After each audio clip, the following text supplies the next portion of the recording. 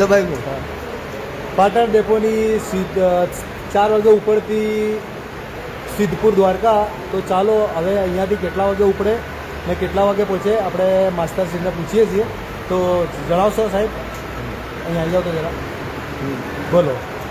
આપણી પાટણ ડેપોની ગાડી સિદ્ધપુરથી 4 વાગે ઉપડે વાયા ઓમૈયા ઘાટ, પાટણ, કાણસમાં, બેટરાજી, વિરમગામ, લખતર, સુરેન્દ્રનગર, મૂળી, ચોટીલા, રાજકોટ, ગોળ, જામનગર, ખંભાળિયા અને દ્વારકા. ને દ્વારકા કેટલા વાગે પહોંચે? દ્વારકા સવારે 5 વાગે પહોંચી જાય 4 ને વાગે. ત્યાંથી ઉપડવાનો સમય?